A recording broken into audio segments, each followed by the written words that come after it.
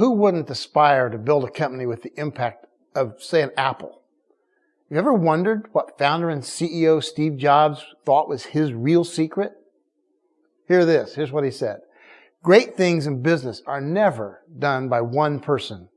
They're always done by a team of people. Interesting. Or have you ever thought about what does it take, what's the secret of building a perennial NBA championship quality team? One like the Chicago Bulls with Michael Jordan or the LA Lakers with Kobe Bryant. Have you ever wondered, was there a secret sauce to that? Well, the coach who did that twice, once in Chicago, once in Los Angeles, was a guy named Phil Jackson. And he said this, the strength of the team is each individual member. And the strength of each member is the team. Wow. Teams seem like they're really important. And really, for our purposes, we have to realize every business is a team. So one of the key questions we need to think about together is how to build a consistently winning team. My name is Will Davis. It's good to be back with you again. Just today's session is going to be dedicated to this idea of team building and the core disciplines that enable us to build high-performance teams in our businesses. I like to think of this in a fairly simple way. There are actually 3 basic disciplines required for building teams. There's selection, training, and assessment. We're going to consider each discipline briefly, and I'm going to start with selection. I'm going to start with selection because practically you can't be a team of just one.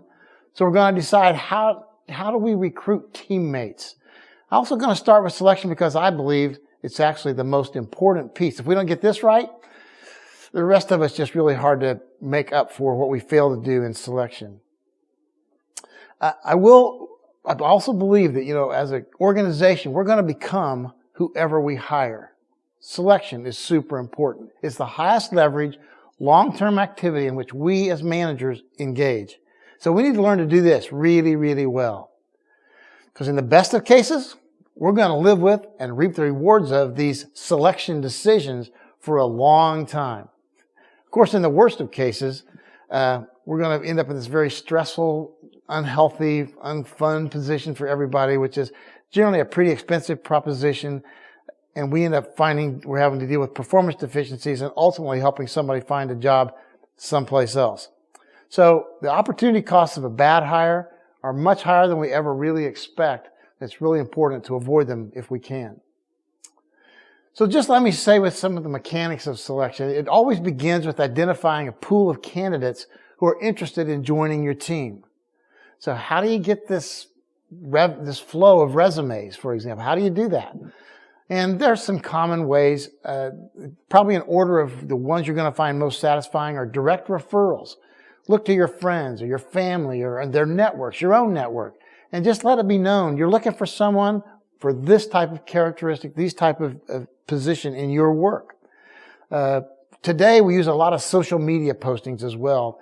I see a lot of jobs posted on Facebook, believe it or not, LinkedIn. You're probably familiar with Indeed and Monster.com.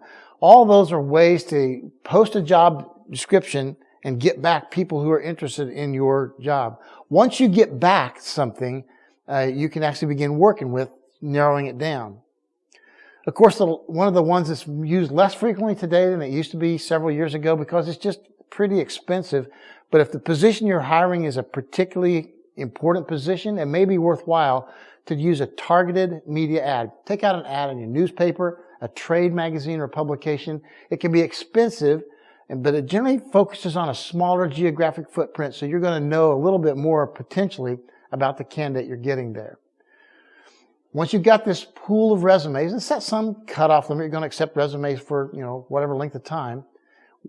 Begin sorting them according to your priority, and now you've got to sort it down to get to the ones you actually want to talk with. There's a lot of discussion today about, do I need to do all my discussion in person, or can I use the phone? Or there are actually new evaluation tools being created in text-based messaging back and forth. The answer is, yeah, use them all. Use whatever works for you. At the end of the day, please don't hire somebody without actually seeing them. Please don't hire somebody without actually doing an in-person interview. And when you do the interviewing, I want you to focus on a particular type of question. As you begin to sit down and do the interviewing, the process, you're going to create a nice, welcoming atmosphere. You acknowledge you're both going to be nervous and you want to do these things really well. So you're going to do your introductions and you're going to have your own list of questions, but you want to put the other person at ease, listening actively and acknowledging what they're saying as they're talking. We want to do this in a very healthy way for the individual. And what we want to do is we want to ask behaviorally oriented questions. Behaviorally oriented questions are different than kind of factually oriented questions. We hope we've gotten most of the factually oriented questions off of their resume or off of the materials that they filled out to apply for your job.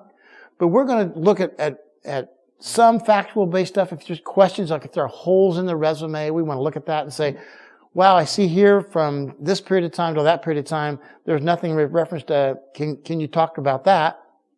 Let them explain what was going on in that period of time, and if that's important to you. The most recent experiences are almost always the more relevant, although some cases you have to look back and say, they were most happy doing that job that they had 3 jobs ago, so maybe there was something to looking back at that older experience. So you need to look at the resume, looking for specific job experiences and any holes in the resume. And then you want to be asking these kind of non-job specific questions. And when I open up this can of worms, if there are lawyers listening, they always get a little bit nervous because they're afraid we're going to ask questions that we ought not ask.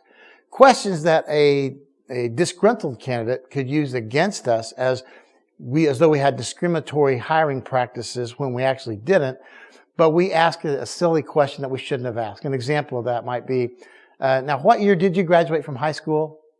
Because that relates to age, and of course you set yourself up for age discrimination. So you want to be careful about the kinds of questions you ask, but it's totally legitimate to ask these behaviorally oriented questions.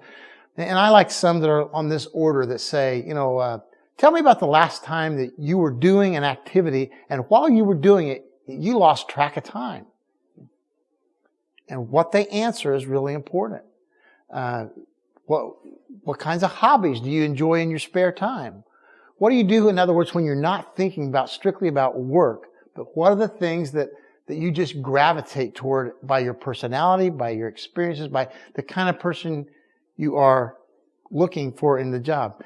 You want to categorize those as this person likes to work with their hands. They're very tactical. They're very mechanical. They want to see this person enjoys putting things together. This person, that's the kind of things they do, even in their spare time. They love doing that kind of things. And one of the most important things you're listening for as an employer is, do they love to learn?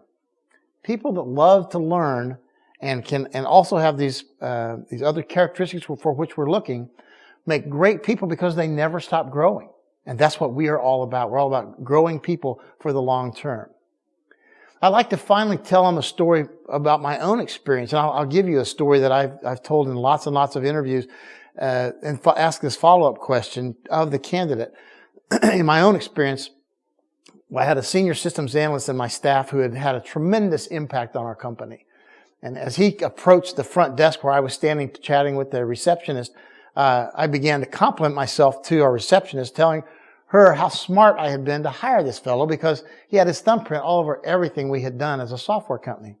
And he kept coming, and he looked implacable, as he always did. He was very, very monotone kind of guy, and he never showed a lot of emotion. But as he approached me, I asked him, well, what's wrong with you? Your face tells me something's wrong. He said, there's nothing wrong. He said, there's something wrong with your story. I said, what do you mean? What's wrong with my story? He said, well, you didn't hire me.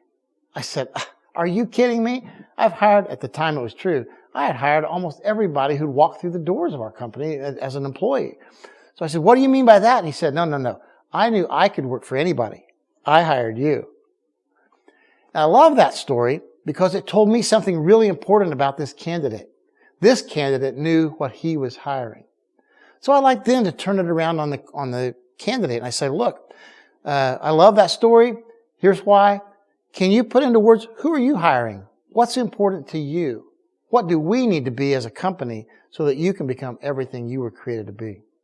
And then I just shut up and I let them talk. They may be uncomfortable with that question for a while. You're going to learn something about that. If they're uncomfortable, even that tells you something. But if they've thought about it, if they say to you something that resonates with you and you say, yeah, I've seen people with that kind of passion and profile be really successful doing this work, then you've got somebody you're very interested in. All this while, you're taking your own notes about what you're hearing and things you can remind yourself of. Now, when we make notes, we want to be really smart about that. Again, for lawyers' purposes, we don't want to write down things that would be discovered in a discrimination lawsuit and put us in trouble with anybody.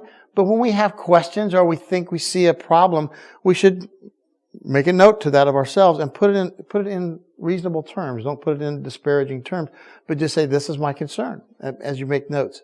And if you have the opportunity, and sometimes it works and sometimes it doesn't in your situations, you want to have more than one person actually interview the candidate, especially if they're going to work with other people. I think that's really important. Getting the perspective of another person gives you another vantage point, but it also gives the team some ownership of this candidate when they actually join the team. If they do, they'll make sure they're successful if they have a kind of an ownership in the selection process. Once you kind of narrow down that big pool into the ones you want to interview, narrow down the ones you've interviewed into the ones you want to hire, you're going to put an offer together. You're going to win most of these, probably, because you know at this time whether or not you're going to have an offer that's going to be acceptable to the person if you've done a good job of interviewing. But you're not going to win them all, regardless. Summarize everything you're making in your offer in writing to the person. In other words, make it important. Make it something that when they get this offer, they realize you're serious. And as I used to tell my hiring staff, make sure their spouse knows you're serious. The spouse may be much more interested in what's the benefits and what's the vacation policy than the candidate is, but make sure you've written it down so that people see we're serious, we're professional, and we really want this person. You're worth spending the time to do this. So now that once we've identified this successful candidate, we're ready to move on to the second discipline that I think you have to do really well to have a great team. And that is this process of training. It's an ongoing process. You never get done, but training is super important. My personal mantra in hiring, which I'm happy to share freely with all of you, is we should hire character first, then train skills. In fact, I believe if you can't kind of train the skills you need, you may not have defined the position's requirements well enough. Hiring skills you know little about simply increases the risk of making a bad hire.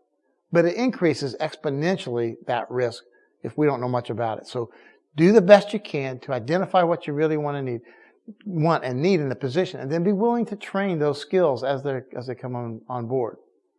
And so onboarding is that next phase. Getting the new person oriented is a first set of training sessions you have for team members. Now, I think there are two modules that every company owes every new employee.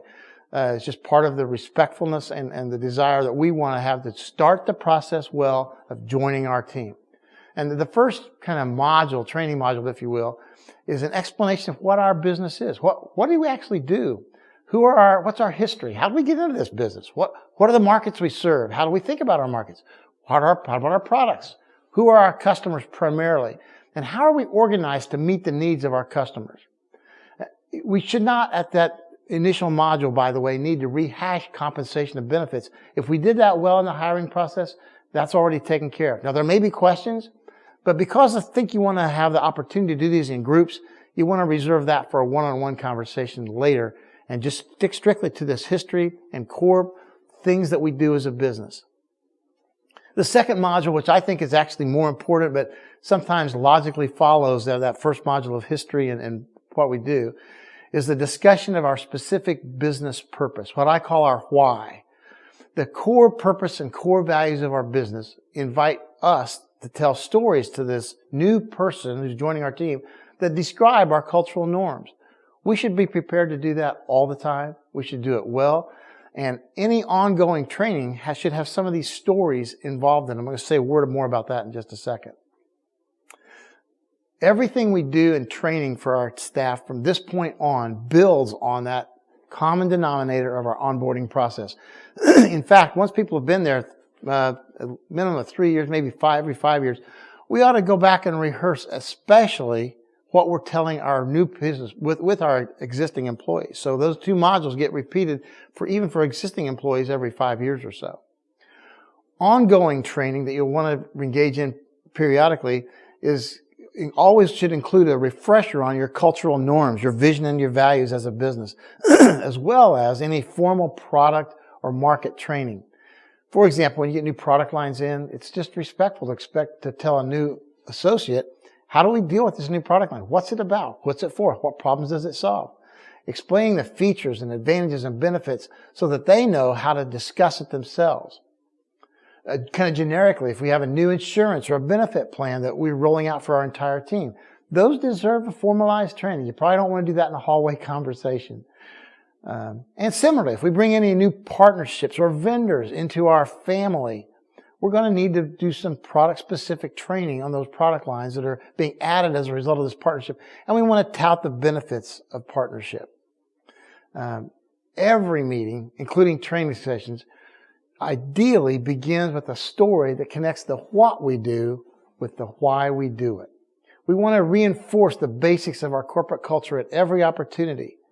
In some organizations I've worked with, I've heard this called connect to purpose stories. And they're used to reinforce the general satisfaction that we feel as individuals when we're meeting our core purpose and living up to our core values by simply making everyone in the organization aware of instances where when we did it, a customer or an associate or somebody in the community acknowledged it. They sent us a thank you note. They were especially gracious about that. And we just want to acknowledge that, because those are those positive, celebratory moments that we always connect to the core purpose of our business. We want everybody to celebrate together. Of course, being able to have a connect to purpose story implies you've done the work of articulating a core purpose for your business, right? So when I say core purpose, it means a lot to me. And my only reference here is going to be this, that core purpose does not mean simply making money. I mean, we have to make money. We're a business. Businesses breathe money. But you wouldn't think living was very much if the whole definition of living was breathing, right? And similarly, our business has to breathe. It has to make money. But doing so is actually kind of a byproduct of executing our core purpose with excellence. And that's what we want to celebrate. And by the way, achieving that core purpose, that's just turned out to be a lot more fun and personally rewarding for everybody in the organization. This brings us to our third discipline of building a great team. And that's this discipline of assessment. Sometimes it's called feedback. We owe each other this feedback on how we're doing in our jobs. Is our product knowledge accurate? Are we growing? How are we doing with interpersonal relationships with fellow employees and really importantly with our customers? Assessment occurs both formally and informally, and so we have lots of opportunities to do this. Informal feedback or assessment, something that we just all could get better at. We started this whole core curriculum by talking about our internal awareness of ourselves, what makes us tick, and being able to be more sensitive and more aware of what makes other people tick at the same time. So learning to observe and provide feedback in real time based on the individual personalities involved, it's a great gift. It's a mutual responsibility. By that I mean it's a responsibility of everyone in the business, either top down or bottoms up, to give each other feedback because we're all interested in improving or reinforcing our team's skills in the day-to-day execution of our business. That looks like, how do you know what that looks like? Well, sometimes it's just a word of affirmation. Hey, I noticed the way you handled that customer who was beginning to become upset. That was amazing. Well done. A word of encouragement when things were becoming a little bit challenging. That seems like a really difficult problem to solve, and that was a difficult customer, but you're the exact right person to handle that. You did really, really well. And I just want you to know I appreciate what I see when I see you doing that. Just a word of encouragement when things are getting challenging. It can look like a word of explanation. A little education goes a long way when somebody's just struggling. I don't know how to do this. Can you show me? Yes, let me help you with that. All those are examples of kind of informal feedback or assessment, and we owe it to each other all the time. So don't wait for a once a year session, but do expect that, and you should have this in mind as a manager, part of our responsibility is formal assessment. After all, For our most important resources, our staff and our teammates, it actually only makes sense to invest the time and the effort required to provide a formal feedback on at least an annual basis. This doesn't need to be a lengthy process. I mean, sometimes people hear that and they think, oh no, I don't have time for that. I can't possibly do that. But you want to take the opportunity, especially as a manager, to use this formal evaluation process to surface the behaviors you believe are key to living out your core business purpose, those core values that we've talked about, and provide a platform for the conversation with this very valuable key business resource about their career goals and their aspirations. And if we invest this time for healthy dialogue, it allows us the opportunity to give our teammate a sense of appreciation. We appreciate you and we value you. And that's true, ironically, even if that feedback falls into the category that's sometimes euphemistically called needs improvement. That means we're not doing quite what we want them to do. After all, if somebody's willing to invest in you and tell you that you can get better at something, they must believe in you. It's good. And you're giving them a roadmap to improve their performance and therefore their long-term viability with the company. It's a good thing. Simply failing to carve out time for such an investment can be perceived by the employee team as an unspoken vote of indifference. I mean, their attitude may be, well, wasn't I worth even an hour a year to you? Done well, however, the annual appraisal is an incredibly motivating tool and provides an opportunity for the supervisor to contextualize important business processes to the entire team. What are some of those things? Well, you don't get the chance to talk about these things very often, but sometimes things like there are organizational decisions that affect us as individuals within the company. One of the big ones, of course, is your compensation management system. I don't fundamentally believe people work for money. I think they work for much more than that. But I will say this. If we don't get compensation and our compensation system right, we lose total integrity with our team. So one of the opportunities you have in a formal annual process is to contextualize your compensation system as it relates to that specific individual. Gone through many years where, wasn't a great year. The best we can do is part of cost of living index, but you need to know everybody's in the same boat. Everybody's getting a haircut on what would normally be a great year for you as a performance. We won't forget it, but where we are this year. So you give a chance to contextualize those kind of circumstances. It's important for us to realize that equal isn't fair and fair isn't equal all the time. So not every employee is going to be assessed with equal performance, but every employee is going to be individually assessed and within the specific framework that you're looking at. And we have this opportunity to explain that context in these unduplicatable teaching moments that should not be disregarded casually. So these are our three tools: selection, training, and assessment. We need to get really, really good at all three of these and make sure that when we do a selection that we make the best possible candidate selection we can, and that we continue to invest, recognize we have an investment now of the selection process, continue to invest in our candidate for the future as well by training. And then we just owe them and they owe us effective feedback on how we're doing. If we do that, I think we're taking a long step towards answering the question, how do we build the best team for our organization? Well, I began with some sports quotes. Let me end with one as well.